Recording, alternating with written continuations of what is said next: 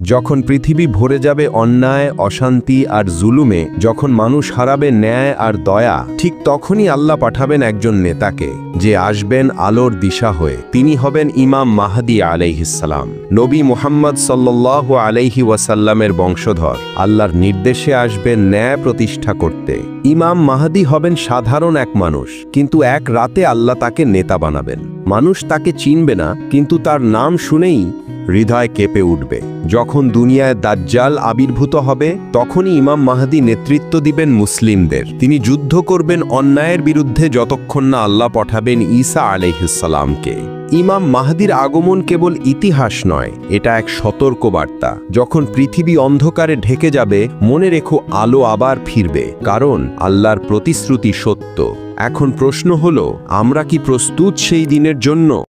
ভিডিওটি ভালো লাগলে অবশ্যই সাবস্ক্রাইব করুন।